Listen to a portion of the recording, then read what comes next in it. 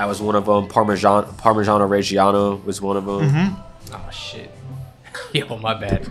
This thing wasn't even recording. Just Shit.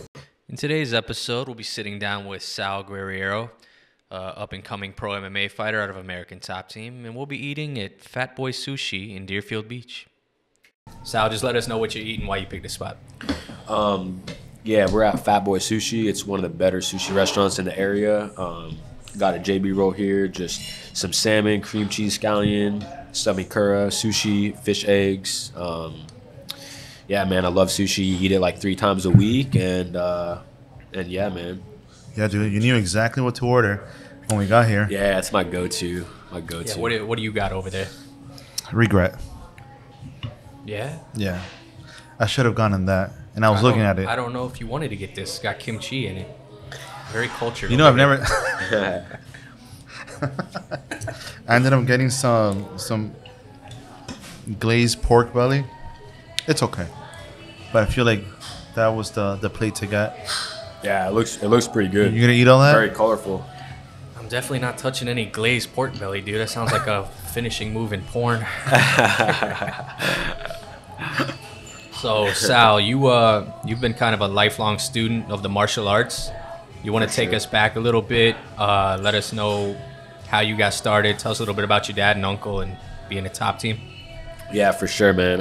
So, yeah, like as long as I can remember, you know, I've been training on the mats. I'm thankful enough to have had my dad and my uncle, both black belts under Colonel Savor, and yeah, since American Top Team started, you know, like grateful to have been on the mats there and got to experience a lot of cool things and some really cool people. So.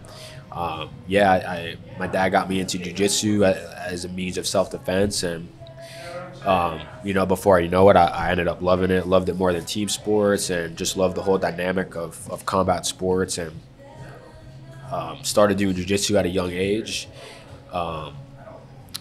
At about like 6th grade, you know, realized you can't really get like any sort of tuition or college funding for jiu-jitsu, even though I think you should, but it's got to be coming at some point. At some point, you know, little by little. But I ended up kind of getting pushed into the direction of amateur wrestling, you know, and so from about 6th, 7th, 8th grade up until, you know, all my high school years, I solely focused on being you know, the best wrestler that I could be. And I had aspirations to wrestle in college, and I had some opportunities, but I think I was kind of burnt out with the sport, to be honest. And then I went back to just big time competitive jiu-jitsu. Had some goals of mine that I wanted to take care of in jiu-jitsu, and then always had the final aspiration of fighting and just becoming the most well-rounded martial artist and best fighter I could be. We're here now, you know, still on the journey and still, you know, working hard to accomplish my goals every day. So your dad introduced you to jiu-jitsu, but he didn't. There was no way, he never forced you into competing. Yeah, you know, that's another thing I'm thankful for, is that, you know, my dad just presented it to me in a way where, like, it was never forced upon me, you know, just you know, as a way to defend myself, you know, because he knew how effective and beautiful the art of jiu-jitsu was. So it was more of a gift, and you know, after a little bit, it was me who, you know, I want to do this, you know, I love it, and you know, I've been in the sport for a really long time, and you see like the opposite side of that, where kids are pushed so hard, you know, by parents that maybe never did the sport, you know, so they're trying to live vicariously through their children, and before you know it, they're talented kids burnt out and wants no part of it anymore. And it sucks, you know, it sucks to see, but thankfully that wasn't my situation, and it just continued to grow for me, and, you know, I love it. So yeah. Nice. I think at one point I was one of those what do you call it, mat dads? Yeah, because I did put my son for a bit in an American Top Team and Davey. Oh man, see, and I was gonna rep you too. No, like take care of my boy. I didn't know that. But check this out. So you know how, you know, they had little seats and then the little barrier, right. So I was just lean over, I won't say my son's name, Uh-huh. but I was like, come on, get up. So I did get my blue belt in jiu-jitsu. Nothing in comparison to you. Not even to Dan, because he has purple. 20-year purple belt at this point. Brown whenever I feel like going back, probably. Nice. So my son comes up to me and he's like, can you sit down? I'm trying to have fun. And I was like, okay. You're right, I'm sorry. That's an interesting, the kid firing back at you, though. That's good. Yeah, So I no. was like, But I keep telling him, his kid, once he's like in his teens, he's done for, dude. Kid's gonna be dangerous. But feel free to cut us off anytime you eat, dude. I don't, we keep I'm keeping cool. you guys talking. Don't but, worry. I'm cool. Going from like what rank were you in jiu-jitsu when you went over to wrestling? I think I was like probably a blue belt. I don't know. At the time they had these like weird kids belts. There was like a kids brown belt and it was like a brown belt. You with were a still black in stripe. yeah. So it was kind of weird, but like probably on the lower, like even though I had been doing jiu-jitsu as a kid, a lot of that time spent learning playing sumo, like pushing out and stuff. So like skill wise, an adult blue belt, and then that's what I was when I went back to competitive jiu-jitsu, was an adult blue belt. So how was that going from jiu-jitsu to wrestling? Because in jiu-jitsu we don't care about going on our back. Right. When you go to wrestling, it's like a whole different ball game. Like Right. did it help you, or did you feel like you had to break a lot of habits? man, it definitely helped me. I felt like it was like jiu-jitsu was this cousin to wrestling. I had stuff to learn, rules, etc. But it was like the scrambling ability and like kind of being like, I don't know, the jiu-jitsu definitely helped my wrestling. And then my wrestling helped my jiu-jitsu. So it's like cousins, and they definitely helped each other. They both have these like pros to them that help each other, and I felt that for sure. Like there was a couple of things in jiu-jitsu, like there's this very like specific jiu-jitsu double leg that you'll see guys do, where like they try to hook, they'll double leg and then hook the leg, so they kind of like. In wrestling, that's a big no-no. I don't touch my hip before you do. In wrestling, so like little habits like that, but they had a lot to work with me, like, and I think as long as you're like driven, and jiu-jitsu gave me that driven mindset, martial arts, so like coaches can appreciate that goes anywhere. So what do you find yourself doing, like when you're on the mat? Do you still do that double leg without the hip like they do in jiu-jitsu, or you stick to the wrestling aspect? Like, which one's more effective? I know they both are, but it's funny because in MMA that one works. Which one? The jiu-jitsu one. That I was about works. to say, like, dude, I think you got the quickness from wrestling, but you kept like a little bit of the jiu-jitsu technique. Because I was watching your fight against Araujo. Yeah.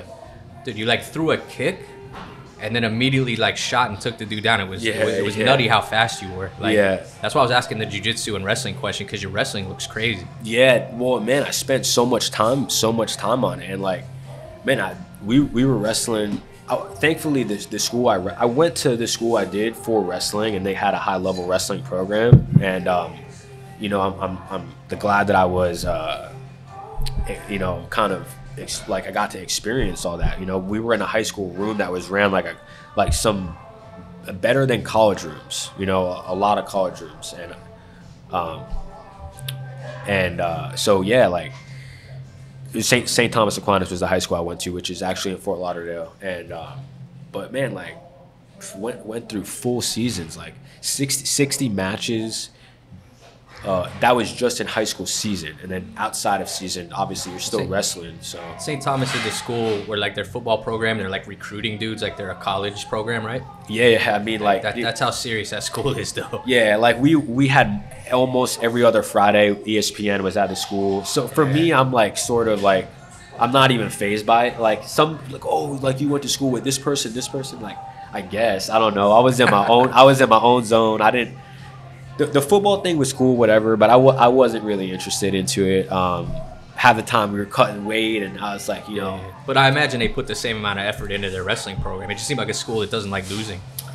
Definitely don't like losing. Like I think athletics across the board are the shit over there. So yeah, athletics across the board, but the football is what brings in a lot of the monies, you know. So that was kind of something that gave wrestlers there like a chip on their shoulder, because like I know we worked harder than them and we're cutting weight. You know, can you guys go through practice? That's what that was our mindset. Yes, like you've been cutting weight since high school. And yeah, but in high school was wrong. I cut weight wrong. Didn't know what the fuck I was garbage doing. bags running down the street. Just fucking starving myself. It was like this was a number I needed to get to. Okay, I'm gonna do everything I can to get to that number. So somebody that doesn't know how to properly cut weight, I'll let you take a bite. Go. No.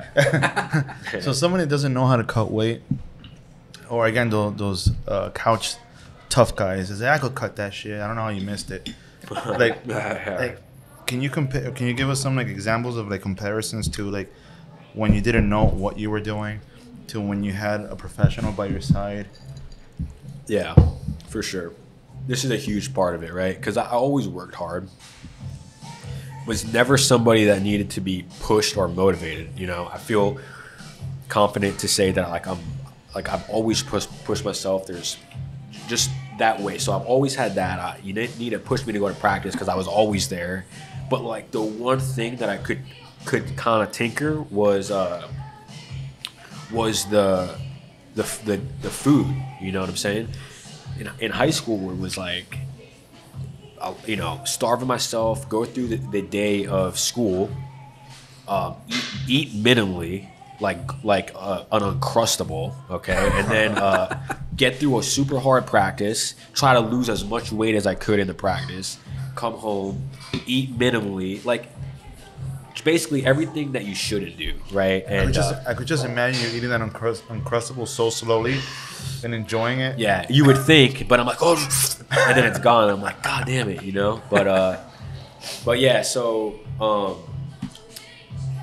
that was a real big. There was a lot I had to learn, and then now it's funny because at this point that I'm in now, I'm like so immersed in like trying to be like the healthiest version of myself. So it's funny to go through this journey, you know, like, man, you learn so much. But to answer your question, like, man, now I know that starving myself is just having my body hold on to all the weight that I can't lose. It makes it harder for myself, you know. Oh shit. You realize that, like, you know, your body's a machine, so like the more frequent I'm feeding it these like nutrient dense portions, it's gonna be burning. So like the weight's kind of just sliding off. And now I'm to the point where like giving your body the nutrients that it needs to get the job done in like the minimalist amount, if that makes sense, you know. So like the foods I eat are only nutrient dense, you know. I'm not eating like empty carbs and just for the sake of it, you know. Like there's a rhyme or reason to basically everything that I'm eating, you know. And I'm still learning, you know. I'm still learning, but like up until last year I didn't know the importance of fermented foods, you know. So now I eat sauerkraut every day, you know. Like I believe everything he says too, because he's eating fish eggs right now, dude. yeah, and I was actually saying I like fish eggs is something that I like, you know. I don't know if it's like the high sodium content or whatever, but plus isn't that what caviar is? Isn't it fish eggs? Essentially, yeah. And then they have masago, which is smaller eggs, you know, which are good. I could do masago. Yeah. I mean, it's almost. But like I can't handle that. taste it, you know? I guess the texture of it, but the masago, it's good. But now I feel uncultured. Hey, kimchi, dude. Kimchi Yeah, is like fermented awesome food right there, yeah. dude. Yeah. And so all these people that are just like fasting, trying to drop all this weight, Yeah. they end up just hurting themselves at the end. Well, yeah, I was doing it in more of like this like starving whatever. But if you're talking about like fasting, like there is health benefit to fasting, like doing a 24-hour fast, doing a 72-hour fast. But what like I know I can only speak for myself, but you know what I was doing to cut weight years ago was not healthy. You know. Eating a little bit and then like working out super hard, stressing my body, and then eating a little bit. It's like, nah, man, you know. Especially being I fucking my because don't even say it. I'm not even gonna start it, but earlier when we were talking, I was trying to cut weight. Like I was Well, doing that a little bit. You're trying to lose weight. Yeah, lose weight. He would tell me, like, I think you just shocked the shit out of your body, and I was like, yeah, I was eating like very little calories. Yeah, see, and that's what happens. You put your body into this shock feeling state, and then now good luck getting any of that weight off. Your body's mechanism is to hold on to it. It's to store it, you know? So, like, Damn, yeah, dude. you educated me so much right now. No, dude, Thank yeah. I you. mean, it's there's so, and I'm still learning, dude, you know? But, like, even something else that I implemented the last couple of years that's helped me tremendously, and I learned, is the importance of fat, like good fats in your diet, you know, especially for a combat athlete. You know, you're getting, your brain's like 85% fat, you know, so then you're on this fat restrictive diet, and it's the worst thing that you can do for your testosterone. It's the worst thing that you can do for your cellular health. You know, That's nuts. It's like everything that, like, as like we were being brought up was the wrong thing to eat. Dude, everything's a lie. You have to do your own research, because if you rely on what other people are telling you, especially big pharma, dude, it's a lie. And you have to once you understand that these doctors are going based on Selling pills. their books that are who's writing the books, you know? So, like, they're not interested in healing. It's solely to treat.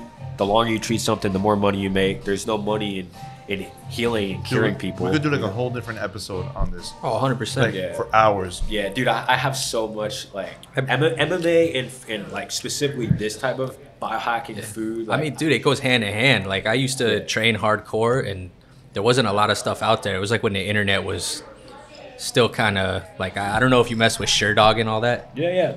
Like, dude, I'd get all my info from there. I think, like, you know, Joel Jameson, like, he used to post on there, so you're getting crazy cardio info. Dudes were doing the keto thing and the MCT oils like 10 years ahead. Yeah. But now with the internet like really developed and everyone's talking, like, it's insane the amount of good information you can get now. For sure. It's a little bit twofold, because you got to Yeah. sift through a lot of bullshit too. But yeah, I mean, that's the thing with technology, right? You got like that big pro to it, but also that con to it. Same with social media. I think a big pro to social media is you get to stay in touch with maybe people that you would have never even been in touch with. But at the same time, dude, you have so much cringe. You know, every time I'm on there, I'm cringing. Somebody's cringing me out. You're either cringing or it's making you Dude, racist or stupid Yeah, or dude. something. It's just like To me, it makes me so sad. Yeah, you know, And this that girl too. she's making $50,000 selling farts in a jar or Yeah. feet pictures, Yeah. and like almost like every single girl. I was like, fuck, I'm here in my slave job. Not this one. I like this one. The other one. I was like, fuck, man. I know, dude. Yeah, that's another part, but whatever, dude. So, when did you start doing like MMA? When did the striking and all that come in, or were you one of those guys who jumped in with just a grappling base? Yeah, I did. You know, I had done like a little bit of boxing here and there, but nah, it was pretty green on the feet, you know. So I started fighting. I took my first amateur fight. I think it was like 2019, maybe, something like that. But yeah, dude, like, Steve, my coach Steve Bruno, like, really took me under his wing, helped me out a lot, and then now, like, I work my boxing with Coach Yvonne and Coach Gabriel.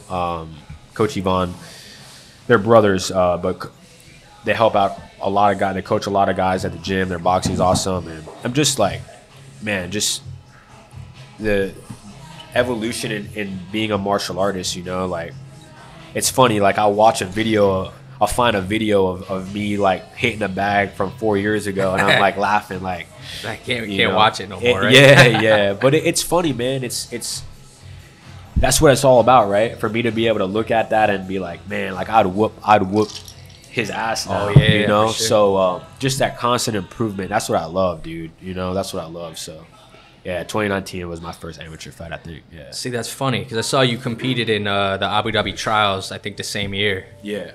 Is that still something like you want to do? Yeah, I had a lot of there was so many awesome tournaments and accolades that I had done in jiu-jitsu that, you know, I'm proud of. Like, I won blue belt no-gi worlds, you know, but like, dude, there was like 116 guys in that weight, you know, so like that was mad cool. Had 7 matches, and then competing all the time, dude, and got to compete against some real good guys. And then my goal was to win ADCC trials. I got so close, man, so close. Had sick matches. I did both East Coast and West Coast that year. Damn. Made it to the semis of both. Took third at one, and then ended up losing for third and fourth by like a ref decision against a solid guy. But I thought I had gotten it. But it was good, man. Like, I had so many matches between those two trials. Jeez. Like 15 matches, Yeah, maybe. Dude, that's intimidating too, Yeah. man. Like, people don't understand. Like, just doing 3 matches with like high level guys is For sure, tiring yeah, for as sure. shit. And I think like, even though I had a lot of accomplishments before that, the East Coast trials kind of opened up a lot of people's eyes to me, because Kalestein was expected to win, and I had a good match with him and won that. So that's when like people were like, oh, you know, who's this guy, whatever.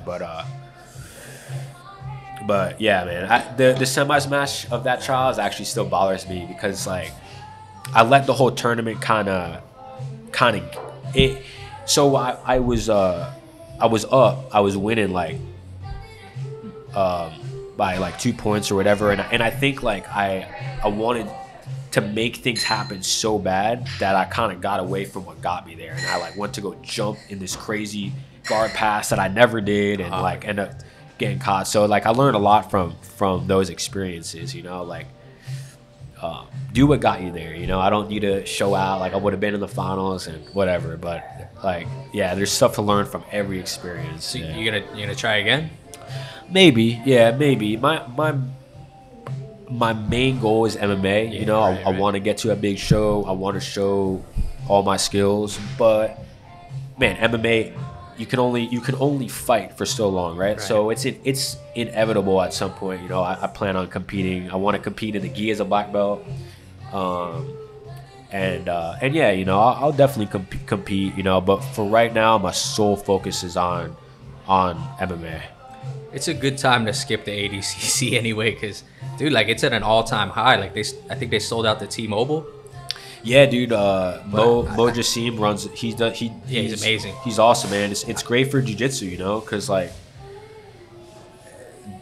it deserves. You know, it's an awesome sport, and I know Dudes are like, getting paid to do jiu-jitsu That's now. what it's all about, you know. So like the more that we can promote that, then the better it is, you know. The super fight's just a little sketchy this year. What's that? The super fight, it's a little sketchy next year. What is the super fight? I don't even know. Gordon Ryan, because it's whoever wins the Open Who gets won the the next Open super from fight. the previous one? Yeah. Right. So it's Gordon and somebody. So Gordon and Yuri Simos. Oh, okay. And I'm like, I feel like Gordon's gonna kill him, man. Like, I can't even get excited. Like, Problem. versus Galval, you're kind of like, Yeah, dude. I don't know. I'd like to see. I mean, Gordon. There's some good matches out there for him, you know. But he's got to make it to it, right? Yeah. Like, I know he's had some yeah, health he issues. keeps dropping out. It hurts. Yeah. But he's got his proteges. He's got Marigali and all those guys now. Right. My back was hurting. I had to lean back a little bit. Can you hear me? Yeah, I can hear you. So when you're, I don't know that much about the jiu-jitsu world as Dan knows. So if these questions sound retarded, I'm sorry. Okay? You can't use that word anymore, dude. No? Everything is PC now. That's it. It's our last episode. We're canceled. So I know in MMA, whether you know when you show up, you get paid. If you win, if it's in your contract, you get a win bonus. Right. And when you go and compete in these jiu-jitsu, like that big name that he just dropped that sold out that arena, do they get paid as you? Is it when you win the whole thing or per match? I don't think it's per match if you're Both. doing. There's both. So Really? Well, depending. If you're going up in the semis, So the only way that you in for ADCC you get, which is like the Olympics of nogi grappling, yeah, right? literally. That's what it is. ADCC? Yeah. Every 2 years, I think. Okay. Yeah, it's every 2 years they hold trials in every continent, and then the winners of the trials go to the ADCC Worlds. The top 3 placers in ADCC get paid, but nobody else is getting paid unless you have sponsors. If you have sponsors, then you're getting paid. Okay. But that's the only thing with jiu-jitsu, you know, like if you don't have a sponsor to get you there, I mean, a lot of times these guys are paying out of pocket. You know, Yeah. I'm lucky, grateful that during that time of competing, I had sponsors and people that helped me, or else like, why would I do that? You know, a medal, it's cool, dude, but after a while, you're like, this doesn't pay any bills. A medal is not paying anything for me. It's cool, but It's not like, even real gold. It's not. No, Like, it's not. I love that we're talking about this because there's so many people out there that say, oh yeah, I could be a mixed martial artist. There's no sweat, but they don't know the struggle that comes. Yeah, dude. And especially nowadays, dude, people are so like they need instant gratification. Dude, it takes you a journey to get your black belt. You know, it's not just you come to class like you're signing off on your attendance sheet, Right. dude. Like no, man. Like there's so much that goes into it, and that's the only. It's like there's two sides to everything, right? Like two sides to social media, two sides to jiu-jitsu getting super prominent. It's awesome, right? Because they're one side, it means there's more money into the sport, more opportunities, etc., and that's awesome. But at the same time, you kind of get the sport watered down. You know, I can't tell you how many times I come across like a black belt, and you're like, Not really, dude, right? how are you a black belt? You know, that's why like. Oh wow. Well, it's like what you said, Yeah. the instant gratification. Like we were talking about this off the podcast, where a lot of the money coming in for jiu-jitsu and like wrestling is in the kids programs. Right. So if you do get adults and you got a guy that, you know, not to be mean, but he sucks, he may never get his blue belt. So eventually you got to kind of give the guy his blue belt to keep getting the money. And that's where the problem lies. That Damn. you gotta So true, though. you gotta pick. Like we had said this before, but if you're a gym owner, you almost have to pick. Am I going the avenue where I'm trying to make money off this, or am I going the avenue where I'm trying to build champions and like build my brand? But it's hard to have both, you know. I want to give a shout out to Dan Lambert, owner of ATT, because dude, he's selfless and generous, and like he doesn't make any money back from the gym, and it's solely for helping provide an opportunity for fighters like me, for fighters from other countries that have nothing, you know. So it's awesome. I haven't heard that one bad thing about Dan. I mean, dude, he's a very like very stand up, like super real person, and you see what you get with him. You know, like if he likes you, he'll give you the shirt off his back. If you did something to piss him off, then you'll know, and like you probably fucked up. But Dan's the man. So yeah, grateful for the opportunity that he's provided for so many fighters. You know. So you fought in a couple different promotions now, mostly in Titan. Did you move on from that for a better opportunity, or how does that work? Because Yeah, I mean, you're doing CFFC now, right? no, I fought. My last fight was LFA. LFA, right. I fought for iKon, for Masvidal. Right. Fought for Titan. I fought for M1. That global one. I want to star. ask you about that, dude. That was in Russia? No. So that is it's a Russian promotion, but they did like a series where they came to the United States. So it was like their North American like series for that. Got But you. it was cool. It was in like a cage and ring. You know, like they had the hybrid. Wasn't really like, it was kind of weird, but it was cool, man. That was a cool thing. But yeah, I mean, ultimately the goal is to fight in a big organization, and you know, I'm working there. I'm getting there. I believe the people that are close to me and myself know that my skills dictate that. The problem is you have, you know, like you have incompetency in judging and fights like that. You know, so I think you had asked me before about like how hard it is to stay on the track when you have like a horrible decision loss like I had in my previous fight. It's tough, man. You know, I think anybody that was probably pretty mentally weak would have broke, maybe would have done something else. I don't know. I think that score was crazy too. That Yeah. judge gave.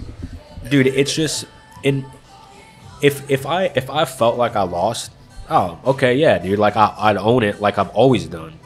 But dude, it's just total bullshit. You have these incompetent judges that They have no There's- idea. what- They have no idea how much they affect. They your have life. no- What do you think the deal was, though? Why do you think they fucked it up so bad?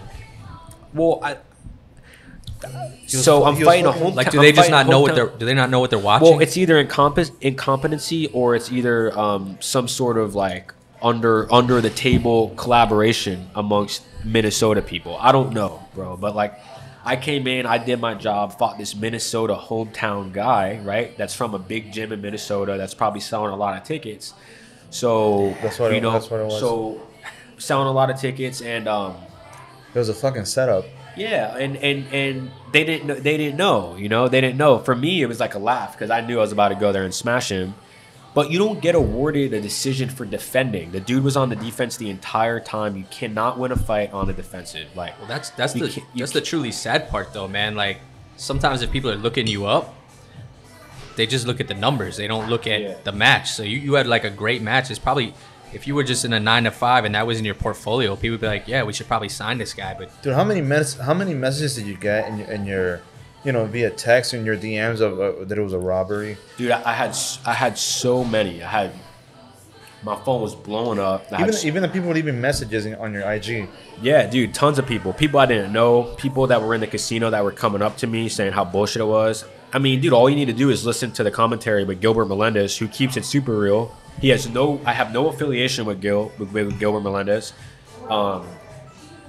And he thought it was a complete joke. And it's funny because leading up to that fight, we did like a pre-fight meeting, and they were asking me questions, and I told Gilbert and the guys that were there, like, you look at my record, and it's bullshit decisions. Watch the fights. I've never given up a bad position. You know, I've never been like rocked. Like, I've never got my back taken.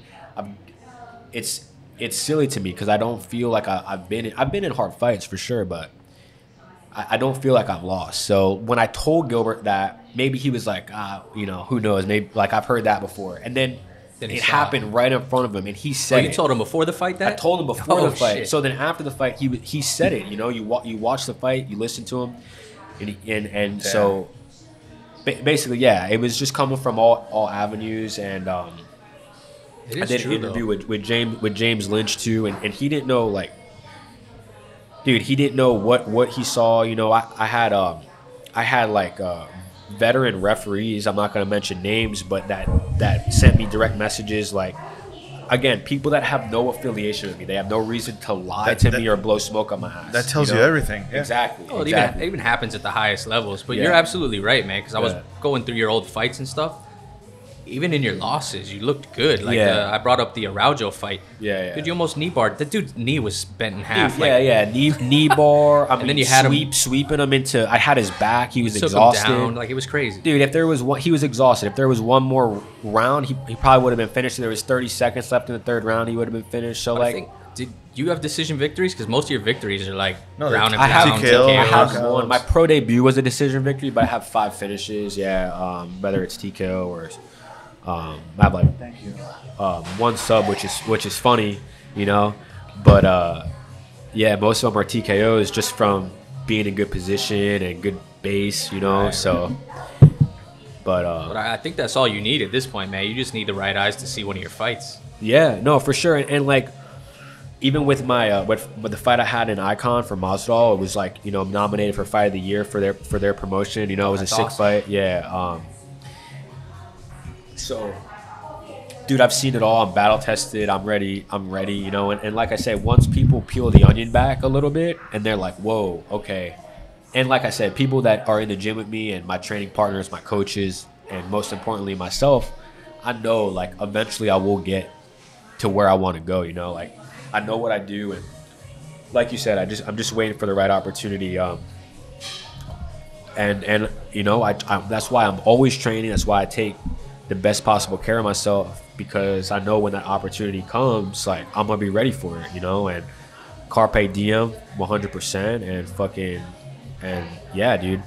And the other thing is that I want to say, like, the game's weird. Like, the MMA, it's a little bit weird in the sense that, like, it almost needs to be treated more like a business, you know. And you have guys now that maybe seek out the easiest possible fights to build your record. It's like boxing. Exactly. But cherry pick. But it's starting now. You see it's bleeding over in MMA. But it's like, dude, you know, like, you build your record, you fight some bums, you get to a big show, and then it's the first time you're seeing your own blood, first time you're in that real fight, you know, in that real fight. So I'm all for being battle tested, bro. So I know when my time comes and I am at a big show, it won't be 0-2 out. You know, I'm gonna be there, like, there to make a fucking statement. So yeah, that's another big thing too, you know. It's funny how far we've come though, like the sport, because just 10 years ago, there was no amateur in Florida, so you had amateurs taking pro fights. I forgot what the promotions were, but you had dudes that had like no experience in anything but maybe college wrestling. Yeah. And then it's just like you said, because they'd end up on the Ultimate Fighter because there was like no other avenues. Like, this shit was crazy. Yeah. It was a Wild West. And then you go even a little bit further back, and you have guys showing up to fights when they didn't know who they were fighting. Yeah. They didn't know what weight. There was a discrepancy in weight. Got to bring that shit back, And though. that's some real shit, bro. That's some real shit. Like, How do you feel about that? Would you like to see that again? what like That not you don't mismatches know in weight, not knowing Yeah. your. I mean, shit. Like, it would solve probably a lot of issues with getting fights. You know, like,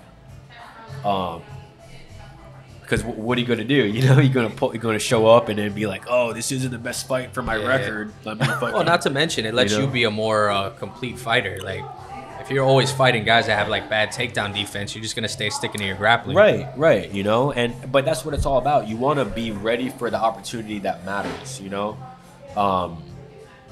so yeah, dude, I've taken the toughest fights, bro, and I've been right there. I know where I'm at, and I know, like, I'm right there, dude. So I'm ready for that big opportunity, and I stay ready, training, stay helping my teammates. Shout out to Pantoja, who. You train with Pantoja? Yeah, dude. He helped me big. He went with me to my fight to LFA. Nice. Yeah, like, we spar a lot, man. You know, and I'm super happy for him. You know, his first title defense, and we need more dudes like Pantoja in the game, dude. Real as fuck. He's cool as fuck, but he got so disrespected. People were shitting on him for that fight. Dude, it was a beatdown, man. People are fucking MMA fans are fucking clueless, dude. Okay, they're clueless. They don't know what they don't know. Dude, everybody thinks that they're tough, dude. Everybody thinks that they would have done it better. Like, what fights have these guys been in? Right. You know, like, they've never been punched in the face. Yeah, dude. They were giving the man shit for looking gassed in the second round, but he went 4 more rounds. Dude, he's not pacing himself at all. He's fucking going ballistic. But that's what they want, like, right? Isn't that what the crowd wants? They don't know what they want, bro. Like, which is why you don't fight for fans, dude. They're 100%. Not paying bills for me. They don't give a fuck. You think how many fans are? Oh, they like on a fucking Wednesday. I wonder how Bryce Mitchell's doing. Nobody cares, dude. That's a good like that's a great example. I'm glad Bryce Mitchell is good because it was a devastating knockout. But I just bring that up because, like, you can't be fighting for fans. That's why, like, they don't give a when shit. People like, oh, like, I fight for the fans. Whatever, dude. Most of the time, these fans don't even know what they're watching. You know, so they should switch over to WWE. Yeah. Actually, AEW. But it is a tough balance, man, because some guys get by just on having that fan base. For sure, especially in that like that next step. Like, you have a lot of guys, you know, I'll just say UFC, for example, that's what they make their like livelihood on, is just showing out for the fans for no reason. Know? Yeah. But anyway, yeah. Maybe you want to just like throw the middle finger to your next opponent or something. Yeah, right. So, you speak Spanish? Nah. I'm actually Italian. Yeah, actually Italian. Yeah. Parents Italian. My grandparents. Yeah, my parents are Italian from the States, and my grandparents are from Italy. You have that nice hair, man. Yeah. Look at this. Yeah. Dude, how did you go from do you speak Spanish to you got nice hair? Look at this. That was one of the questions I told him I was gonna ask you. I go, yes, nice hair, bro. When did you go from when you had the fade? Yeah. When did you decide to let your hair grow? Dude, I think it's been like 2.5 years now, something like that. It started originally as a mullet, and I was like, yeah, I did see. Yeah, it was originally like that, and I was like, dude, this is fucking cool. I'm gonna keep letting it ride, and like I never cut the top, and it just grew to this, and I didn't even know my hair was able to do this, so I'm stoked, you know. But yeah, dude, been growing it for like 2.5 years. I feel like it's my soul force now, you know, because like it represents like how much I've like been learning and experiencing over the last 2.5 years. So Yeah, I wish I could say the same. I don't, you gotta grow it in your he, beard, he bro. had some crazy stuff back in the day. He's Dude, I don't know if that was all those BS chemicals that will, feed you online. And yeah, I'll you put this definitely in were my using hair. a lot of hair products. I saw that. And, Dude, Fucking- no. Yeah, dude. That's another thing. Like this society has us putting so many chemicals all over us. Just everything's Dude, saturated. yeah, dude. The thing that like another thing for me that's funny is like colognes and perfumes, bro. Like when I smell like if you walk past me and I'm still smelling you for like fucking 30 seconds, like why? You know, and girls be dripping in perfume. Like what smell are you trying to cover? Dude, I can't do girls with like a face full of cake with so much makeup. See, that's It's one just- thing, but the perfume and cologne is funny, man, because there is like a thing where someone's wearing like a light, nice cologne, kind of like, damn, they're a little sexier now, but it's funny how humans figured all that shit out, man. Like if we mix these chemicals, other people are gonna be like, Yeah. it's weird. I guess it's just like the artificial fragrances for me, just Yeah. like Oh no, I'm in 100% agreement. We got a lot of people at work that like pile that shit on. You could smell them around the corner. right. Like there's no like yeah, you want to smell good, but I shouldn't be smelling you for a day, you know? Fucking Like, a mile away. what's that? Smelling somebody a mile away. Yeah, Well, literally. they're right around the corner. Literally, yeah. Like when you walk by some of these stores in the mall or whatever. I don't really go to the mall, but when I have gone, you walk by like whatever some of these places are, and you're like, oh, but you're like getting blasted in the Yeah. face with these artificial smells and shit. Yeah, sometimes it hurts. Yeah, Your eyes start watering and shit. So like, so you don't go to the mall. Like, what do you do on your downtime? Dude, Don't say train, please. no. I know it's important to have a balance, you know. Yeah, I train all the time, but at the same time, like it's important to have a hobby that has nothing to do with training, right? Because when I'm dealing with that all day long, like the last thing I want to You wanna unplug a decompress little, from right? that, you know. And I'm sure that's the way it is with anybody that has a job. Like, why would you want to do that job? I love MMA, I love martial arts, jiu-jitsu, wrestling, I love it, but like, dude, like you need to be have a healthy mind and not be fucking so persistent on that. So to answer your question, like going to the beach, going on nature trails, I love being submerged in nature, hanging out with my girl and like trying to watch documentaries, thought-provoking documentaries is something I'm into. Eating good food, making some good steaks.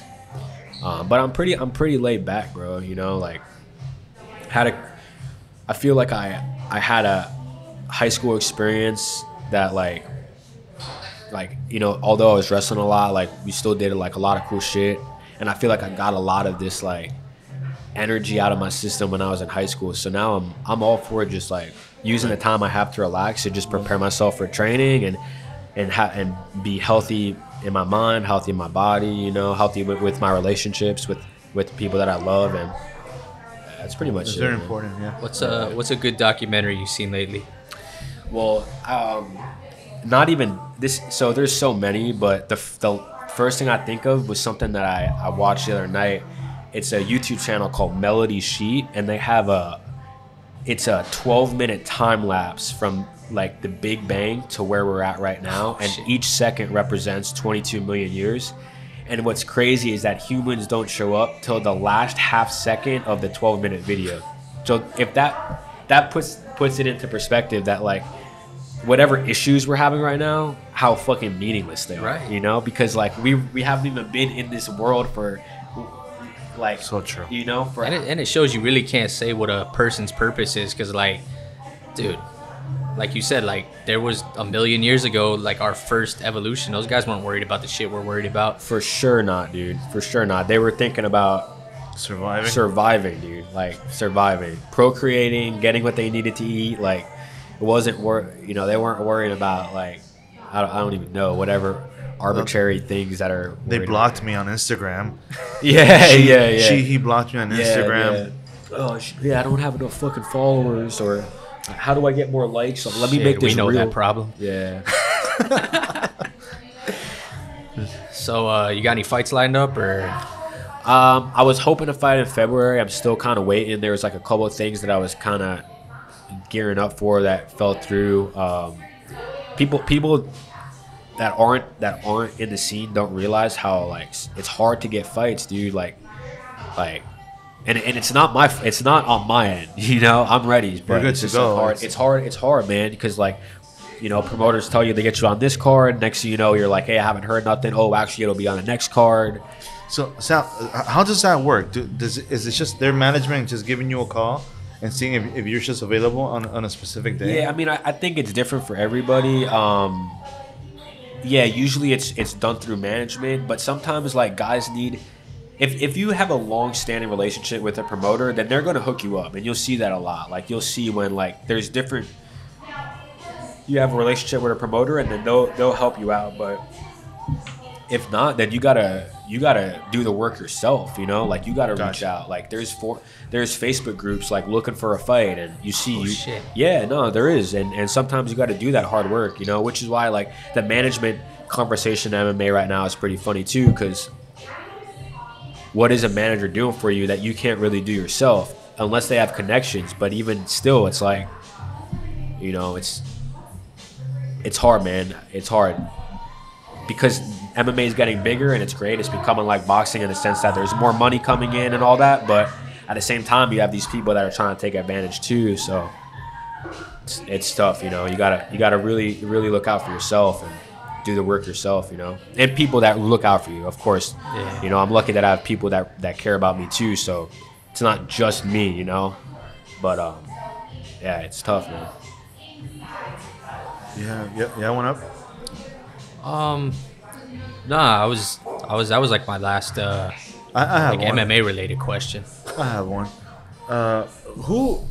Where do you pull your inspiration from? Like which MMA fighters like inspired you, like then and now? Yeah, that's an interesting one since you kind of came up under your dad and stuff. Obviously, your dad and your uncle were a big inspiration, but any like famous MMA fighters? Well, it's hard.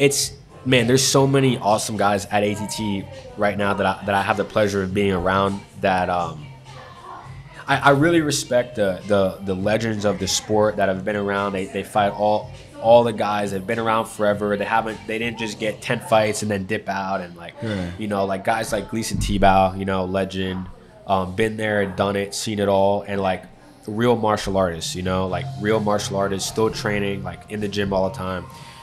You know, obviously Pantoja and Kyoji, and you know, Kyoji's dope. These are guys, you know, these are all guys that, for me, I look up to. I want to get to the positions that they're in and that they've built for themselves. But I respect them also because of just how real they are, right? Like in a world that's so fake, it's like, you know, these guys are real martial artists. You know, like one of the first fights that I remember watching with my dad.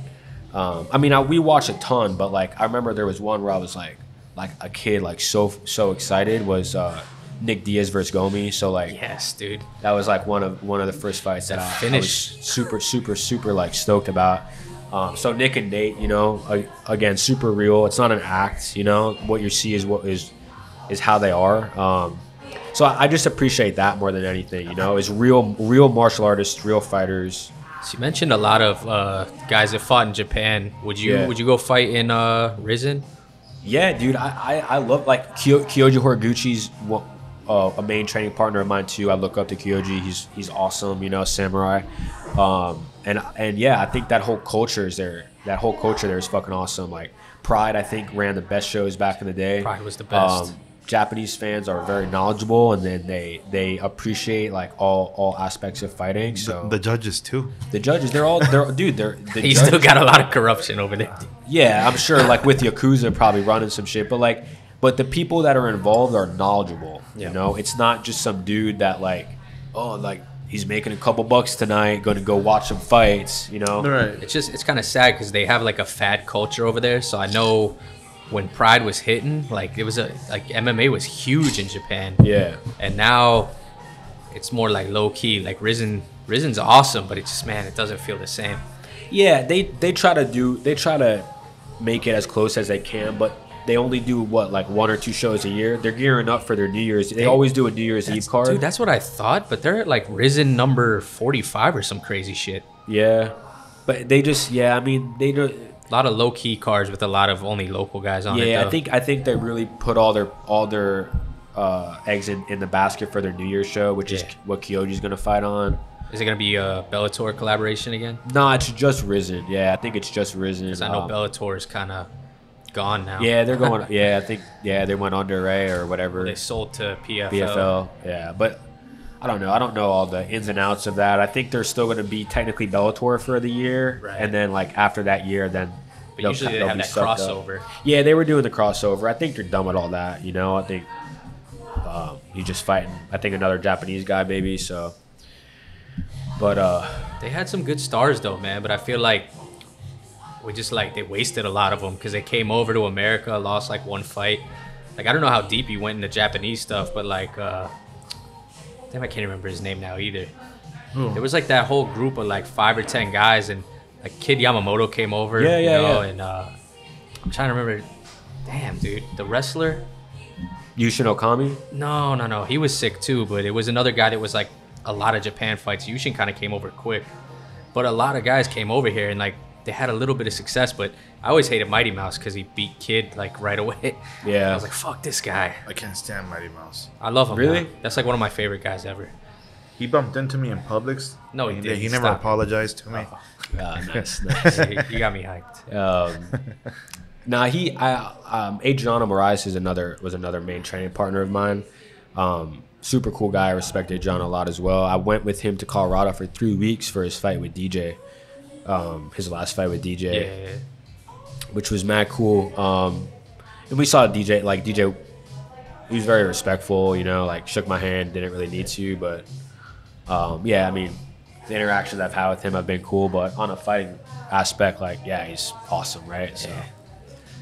I had to watch out last time because I was praising Mighty Mouse and Tiago's right there. He's like, yeah, I'm not on that side. I'm like, oh shit, my bad.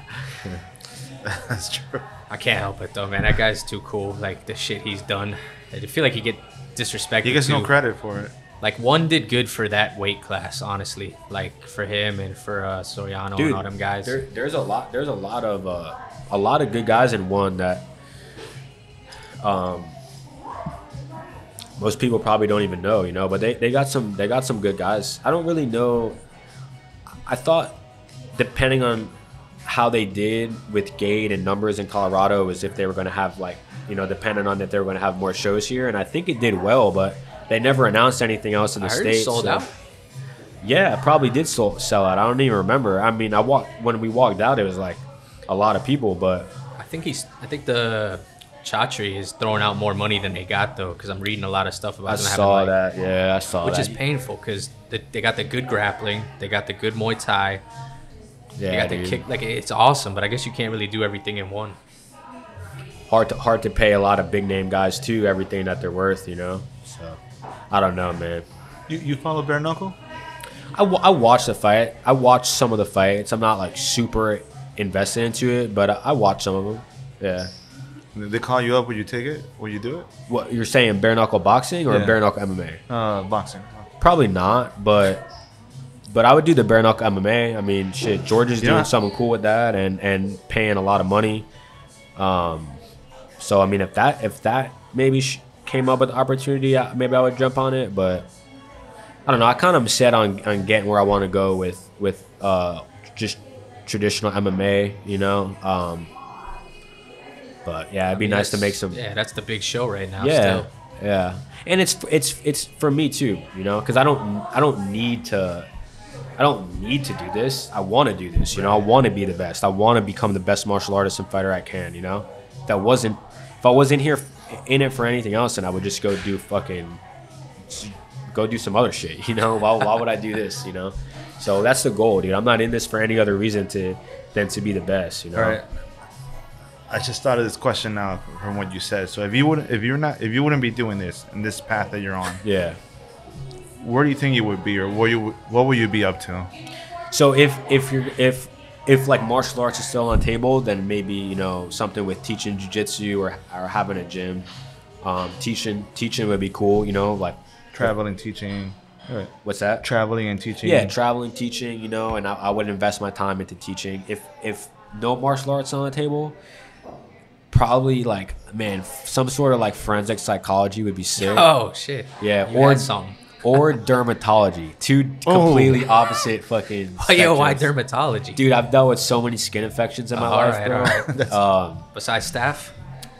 Yeah, I mean, I had a MRSA infection that had me in the hospital. So Those are I've terrifying. had a bunch of crazy shit, dude. So like, just skin and like, I'm like, whoa, like skin infections, like just that alone was like enough to kind of have me curious, like what the fuck. I feel like the forensic psychologist and watching the documentaries in your spare time go hand in hand, but 100%. That one's random. Yeah, because most of the time the documentaries are like murder documentaries or whatever. Shit. My girl's like, oh, like, do we have to watch another murder Seriously? documentary? Chicks usually love that shit, dude. Bro, Yeah, but when I'm watching them all the time, she probably is like, I can't Jesus stop getting my Christ. girl Yeah. to watch serial killer shit. I'm like, now Yeah. I'm getting a little worried. Yeah. No, I don't know, dude. It's pretty like Forensic Files. It's just a cool shit, dude. Like, Yeah. people can't get away with no crimes anymore. Did you watch know? Mindhunter? Nah, but I've heard about it. It's It's pretty good, man, right? but they cut it off. Like, it was Yeah. just getting to like good shit, and they just. But it's cool because you get to see like the psychology behind some of like the Yeah. biggest serial killers. Like they literally went through like all of them, like Ed Gein, and Yeah, that's cool. Yeah, it was pretty sick. There's a YouTube channel actually called JCS Criminal Psychology. It's one of the best YouTube channels I've ever come across, but they don't come out with videos too often. They maybe have like 10, 12 videos, but it's like full breakdowns of interrogations. Most of them, like, you won't know. They're like kind of low key, but when you're listening to the story, you're like, what the hell? Like, crazy stories. So, yeah, I don't know. I get, this shit makes me laugh. I like, and like, the other thing is that there's a correlation actually with fighting, because when you're fighting, like, you kind of know, you have to know this person. Like, you know this person better than anybody else may know this person through this like intimate fight, right? Yeah. So like, and with training and like, you're always around different people. Like, you learn how to gauge people. You learn like, and like that kind of goes hand in hand with the psychology aspect. Like, yeah, any good martial artist, is like already like looked at you 100 times to like figure, you know what I'm saying? Like, I'd imagine even in the fight, you kind of get a feel for how that person is. Of course, yeah, of course. But it's just having that like analytical, like, for people, like, hey, like, did that person like look at me this, you know what I'm saying? Like, so and there's like some sort of correlation there, Yeah, for sure. I mean, reading people is just a skill in everything, I For think. sure, But damn, for if you're going to sure. go to combat with them, it's for super sure. valuable. Yeah. Not to mention, most of the crimes end up being violent. Right. Yeah, that was probably one of the most interesting questions and answers on the show yet, Nice. I would say. Nice. No, it's cool, right? Because like, and also on Instagram, like I see it in Instagram when like you post something about fighting, martial arts, like, all right, cool. But most people want to see like shit that has nothing to do with maybe fighting. Like, what else are you doing? Like I don't know. I post like what foods I eat and shit, and like I do it for fun, But people like seeing it, and I like talking about it. So people ask me questions, and I'm like, yeah, I cook in this or whatever. Oh yeah, I did see that. And what's it called? That when you say the story, where you put like you the eat highlight this? or whatever? Yeah, when you eat Yeah, this. yeah. So I was going through it. I'm like, that shit looks pretty good. Yeah. That looks pretty good. I haven't been doing it. I have to get back on it, but yeah, I was doing it for a little bit. I love food, dude. So I try to, like, there's like so much to learn in food as well. Like just cooking a steak, Then who would have thought marinating it, like, fucking even is an exponential level above that, And You know where was the best steak I've ever had? yeah, Was it Tiago? Tiago put us on this place called the Barbecue Boutique. okay, It was like the best steak I've ever had. yeah, It's not what you said after we ate it. That's not true. I think it was, if I remember correctly, it was 45 days aged. All he did was he just cooked it. I think it was medium rare, or I don't remember. But he It said disappeared fast. That's all I know. all he did. He goes, I'll just season with salt. That was it. yeah. It was so fucking good. Yeah, it's an art form. Dude. You gotta wonder how humans figured all this shit out, dude. Yeah, like, dude. if you want to cook a steak, put it on Aliens. a pan first, and then bake it, and then put damn.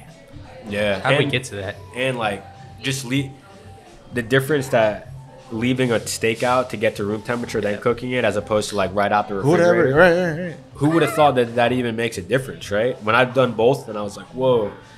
Well, back to the fermented stuff. Who the hell figured that out? Right. Yeah. I mean, Like, let something go rotten and then it's healthy for you. That's nuts. it's dude. crazy. Yeah. I mean, dude, well, like just microbiome and like the benefits of probiotics is fairly new science, right? Like it didn't come out until just. But like kimchi and all that, this stuff's been around forever. But who was like the first person to go, let me let this thing go bad for a long time, and then Japanese. Dude, right? But yeah, why? like what were you thinking when that happened? You know, like that's why, like, He was talked out of his mind. yeah, probably. I'm hungry as shit, dude. Yeah.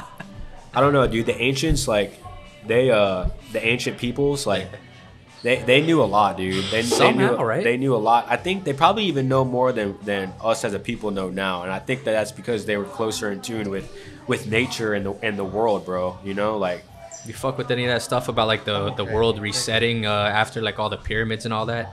Like maybe there was like a civilization that was where kind of we were at now, where they had a lot of knowledge and it just kind of Possibly, dude. Like, dude, I don't know. I've been looking into like almost like simulation theory, you know, and Dude, I don't even count anything out anymore. Like that's a deep rabbit dude, hole. you can't. No, but dude, like once you start, there's so much.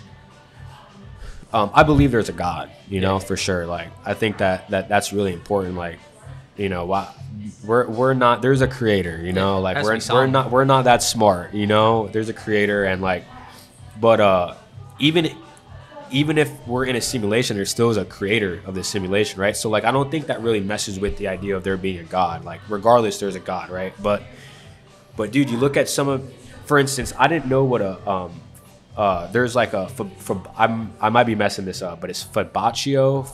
Fibonacci numbers, and it has appear in everything. Dude, everything. You look at a tree and the amount of branches. Yeah, everything's based on math. Dude, and it's crazy. So when you understand that everything's I didn't know this. Yeah, dude, everything's I've been codes. down these rabbit holes too, dude. This is a good one. Everything's codes, you know. So like, you if everything's codes and everything goes back to numbers, then like why aren't we? Why couldn't this be a simulation? You It know? makes like, a lot of sense. Like I don't know if they're giving us little bits for us to figure out, because they even said once they get the supercomputer, which is only like 5 or 10 years away, they can basically cure everything, because it'll be able to break down our DNA to such a small. Yeah, but it sucks. They won't make any money. Well, exactly. I mean, unless. yeah. Dude, there was also there was a name of an experiment. I forget the name, but you can look it up. Like, basically they designed something where they can they're shooting like particles through like a structure that has an opening, and then they were noticing when they observed it was different than when they didn't observe it. So like, I know what you're talking about. yeah, dude. I think I was actually watching that. It's a crazy experiment they did. Where So what like, does that mean though? It essentially means that things are changed when we cells change, and like atoms change by looking at it. just by looking at it, you know. So it's like, This is the kind of shit that's gonna end up in MMA training in 20 years. yeah, dude. Like nobody look at him while he's training. it makes you think though, like where we're at right now, we can see right in front of us, whatever. But maybe like there's a whole world, right? Like you could travel to California, but we don't even know if California is real until you stand there and you're looking like you're there, and like it's like the simulation loads, you know, and then like, okay, I'm in California, but it's almost like there's just not enough energy, so it almost shows you just what you need to see, and that's right in front of you. You don't need to see like what's on the other side of the United States, you know, like. Dude, there's a lot of like. And the internet's there's probably a lot of weird disrupting shit. all that shit too. Yeah, I love this. I love talking about this. I love it. yeah, It's interesting and terrifying at the same time. yeah. Well, there's like There's so much shit they keep from you too, and you want to know why. Well, that's just human what's that ambition and greed and shit. Yeah. yeah, like we're meant to be curious, right? Like we want to figure out things and understand, you know, but Dude, just the existence of computers itself is nuts. yeah, Like, I try to think about that like it's a chip, but somehow someone figured out numbers to get that chip to Right. like how the And fuck? our brains, dude, right? Yeah. Like there's computers that's sending signals, right? Like I don't know. They said they're close to that too, man. They're close to making like a computer that's almost a human brain. I think they Yeah. got it in Australia or something. Dude, that's scary, right? Like you're not gonna put no like Neuralink. I know, like Elon, you're not gonna stick nothing in my brain, dude. You're not gonna. Nah. Oh no, fuck all Yeah, that. no. You're not gonna vaccinate me. Like I think people should have learned the lessons with vaccinations, dude. You know, like, Dude, Nah, it was We're gonna get canceled twice now. no. Listen, dude, nah. I- You're gonna get a group of people that are gonna be like diehard, like agreeing with you, dude. Because that's exactly what we got. Like, dude, it took everything in my power at work. Dude, they forced that shit hard on us. I'm sure, dude. And here's Yeah, the I'm thing, sure. like I have a family, so they were like, they Gotta didn't say feed that- 'em. that we have to do it. But you're Right. like, hey, Rick, did you? I go, yeah, I'm about to, yeah, dude. And I pushed it as long as I could, bro. It was the day that I had to go get. And then a month later, don't need it. Yeah. Yeah. So I tried as much as I could, and then at the fucking very end, like I did the sacrifice for my boy and my wife. Of I'm like, course, just yeah, fucking And look at him now. It's jamming. all I deformed lost and my shit. hair. Like, the day they hit me with that shit, I started feeling sick, and I always tell him something. I go, dude, I never had this pain before, and I'm pretty sure it's because of that fucking vaccine. Dude. Yeah, I've got yeah. all kinds of problems that I didn't have before I took that shit. Are you serious? Yeah, because dude, I haven't Well, been. you got all four? Or No, I got two, but I've always had like kind of stomach issues. Yeah. Because I've had a crackhead diet. Like I'm healthy, but I would drink a lot, and I drink a lot of energy drinks. So Okay. I know that didn't help. Yeah.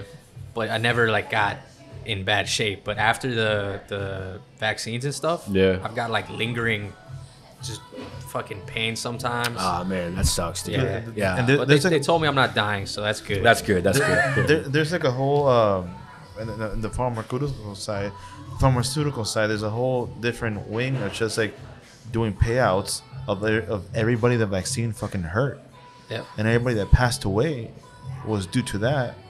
You know, and at the end of the day, you get in a car accident. I think the overridden reason why you died was Right, COVID. COVID. Right, right. You died of diarrhea. It was COVID. Yep, yep. Well, the craziest thing is, like, I think just yesterday even I saw an ad where they were like, spike that vaccine, because you know the spike proteins, and it said like, it's not really hurting the cells. It's like it's just mutating how your protein synthesizes, and it's like, it's not the fucking foundation of being a human is the Right. protein synthesis. Like, Right. what? Or, dude, it's just crazy. It's just crazy that like to think that what happened. Like, why isn't that?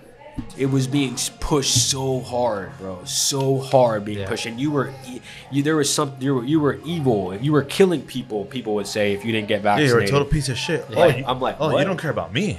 But I did it for you. Right, What about my exactly. people? Then you Yeah, have the it's nuts. virtue signaling. But my thing is, where's everybody at now, right? I thought it was so important, dude. Herd immunity is more important than anything. What do you think happens when you Correct. vaccinate yourself? You're essentially putting in little pieces of that disease or whatever virus, Yeah. and then you have your own immune system suck it up and like fight it off, and then you have antibodies, right? So what's the difference? What's There- the difference? I may as well just let me get it, and my body, like I'm healthy, Right. I right? mean, for vulnerable people, I understand. Vulnerable but people, of course, different story. If you're elderly, of course, I understand. I You're think in immune. America, a lot of people are vulnerable. You're immune compromised, right? Then for sure. But dude, why are you pushing on a 25-year-old individual?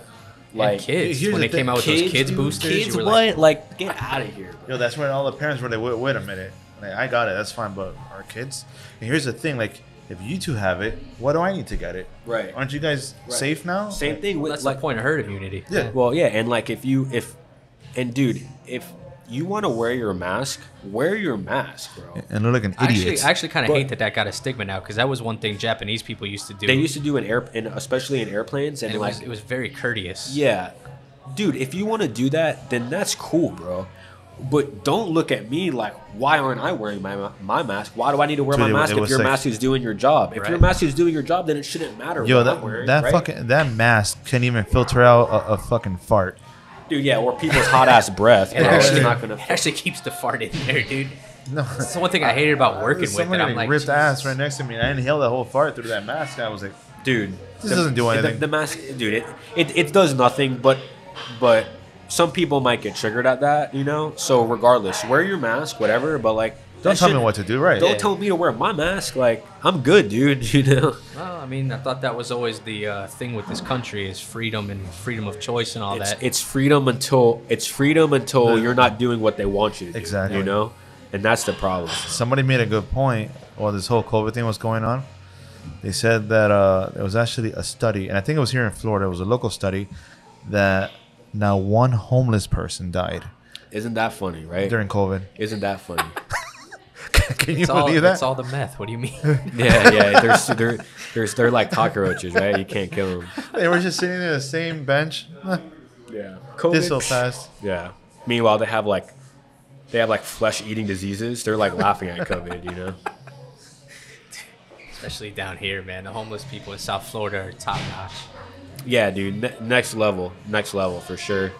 It might not be on the level of like a Cali.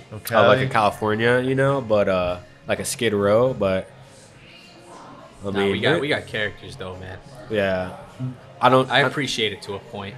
Yeah, dude. I mean, as long as they're not running in the middle of the street when I'm driving my car, having to dodge some homeless guy. But oh, that's happened. Oh, I know, dude. I say it on Publix. Yeah, I literally saw two dudes fighting over who gets to stand there. He's like, "You're gonna spend your money on meth." He's like, "So fucking what? It's my time." Yeah, dude. I was like, "This is awesome." Yeah. It's my time. Hey, it is his time, right? Like, if you whatever you want to, as long as you're not hurting somebody else, if you want to do you, That's dude. it, you man. know? That's what I'm saying. That's America right there. Yeah, do, bro. Do meth. If you can do whatever you want to. Sell farts. If you, yeah, dude. Yeah, bottle up a fart and sell it. I don't give a fuck. But as long as it's not hurting anybody, whatever, right? All right, so I see people starting to trickle in, and I think we're probably going towards the hour and a half mark. So thank you, Sal, for sitting down with us and eating with us. Hopefully it was good. I mean, I know you probably already liked it. You said you're here all the time. Yeah. Very interesting conversation. You said no fights coming up, right?